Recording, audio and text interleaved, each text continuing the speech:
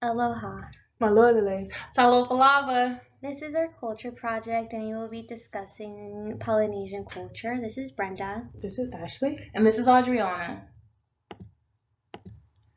Polynesians are indigenous people that form part of the Austronesian speakers that migrated from Taiwan and later crossed the Pacific.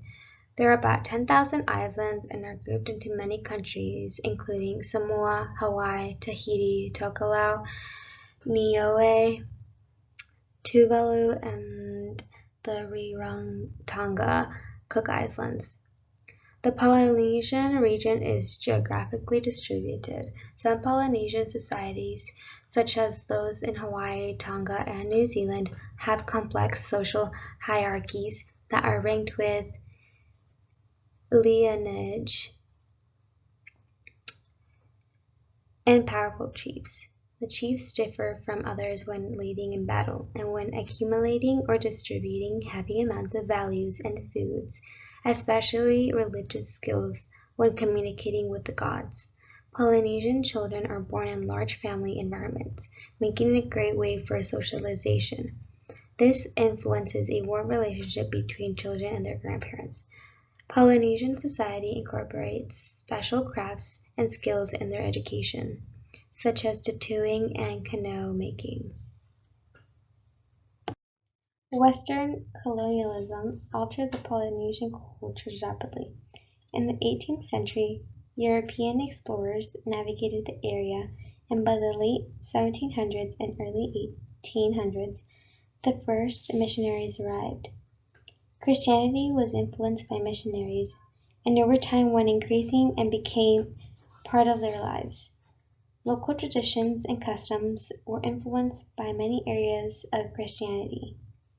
It became common for villages to build large churches, and outsiders to Polynesia are surprised by the commitment to Christianity.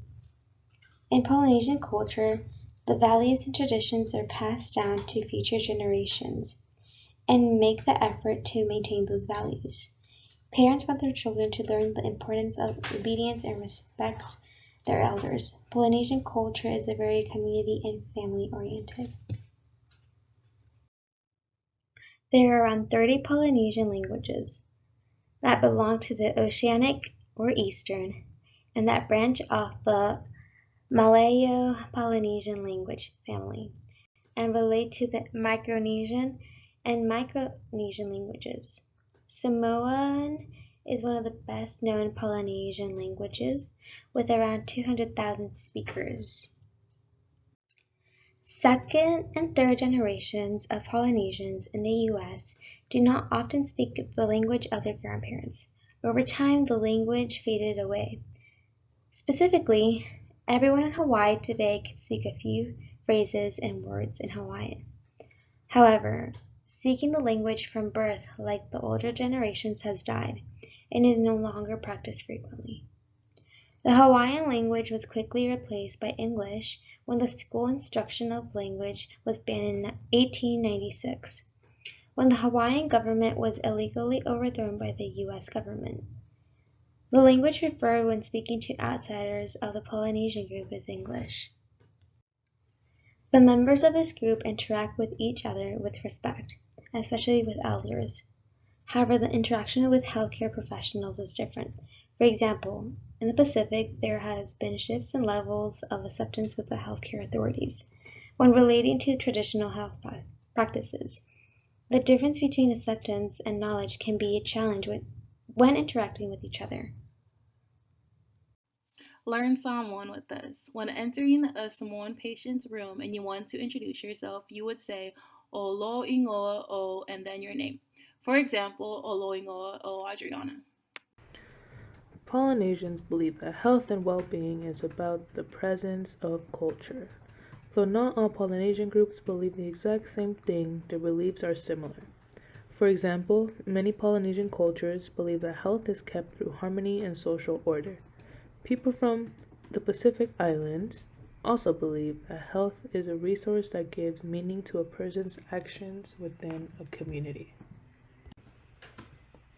For example, Samoans believe that illness is unavoidable and a big disruption to life and to their social system. Native Hawaiians believe in lokahi, which translates to harmony and balance. Native Hawaiians believe that one is healthy when the physical, mental, and spiritual part of a person are all in harmony. Native Hawaiians also believe in ohana, which translates to family. They believe that illness affects the entire family and therefore family members need to be involved in the decision-making and treatment process. Religious beliefs and spirituality. For Polynesians, religion is based more on experience and encounters rather than faith. Polynesians believe in many different types of spirits and gods, and because everyone has their own experiences, this makes the Polynesian religious belief diverse, which then causes a wide variety of beliefs and practices among this culture. In Polynesian culture, spiritual practices are possible because they believe that souls are physical. They believe that once a person dies, their soul leaves their body and begins a journey into the land for a short period of time before they go into the land of the dead. Life cycle events. Polynesian culture believes in life after death. They believe that the wall between the dead and the living is more accessible than most people would believe it is. When a person is going to die, one of their souls can warn the family, and a little after the person dies, they can visit relatives and friends. Here's another opportunity to learn Samoan.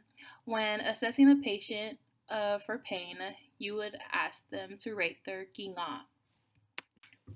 Many of the social interactions between Polynesians and one another are centered on food. When it comes to social gatherings, food is one of the most important components as many cultural practices and beliefs are centered around food. For the Samoan culture specifically, food is served in the order of a person's ranking. Pastors of a church are served first, followed by elders, and so on. Lots of food also signifies prosperity and a high rank in society. As a result of the high importance of food, as well as inferior quality of food choice, for example, high-fat canned meat that's available, Polynesians are more likely to be obese and overweight than non-Polynesians. Though Asians and Pacific Islanders are one of the most rapidly growing communities within the U.S. population, there is only a limited amount of research and data available that focuses on the care for these ethnic groups. With that being said, I'm going to focus more so on the information provided for Pacific Islanders, since Polynesians are a subgroup of the Pacific Islands. In a study done in 2010, researchers compared health risk, chronic diseases, and access to healthcare between Asian Americans and Pacific Islanders.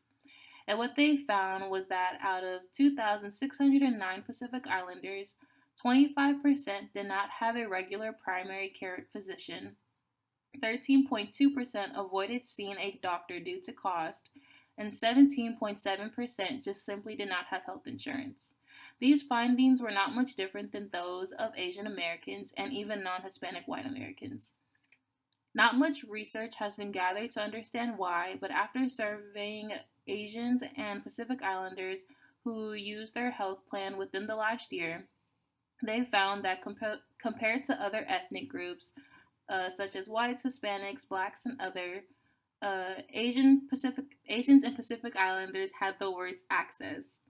For many of the Polynesian cultures, whose faith plays a huge role in their culture and identity, for example, Samoans and Tongans, they believe that traditional medicine and prayer especially are more effective than treatment one may receive at the hospital, which can be a reason to explain why Polynesians don't seek medical care. Just as I mentioned before about the limited amount of research and data available about care for Asian Pacific Islanders, there is also a limited amount of research available on the health disparities for this group. There is just a lack of research available for Pacific Islanders in general due to its small size relative to the rest of the U.S. population, and because it wasn't until about 25 years ago when Pacific Islanders are considered separate from Asian Americans due to their socio-demographic differences. Studies have shown that a culturally aware and sensitive approach to health interventions is critical for success.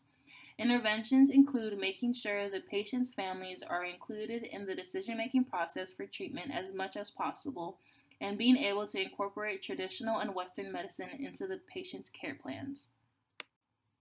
When leaving a Samoan speaking patient's room and you want to tell them to have a good day, you would say, Manuia leaso. Mahalo.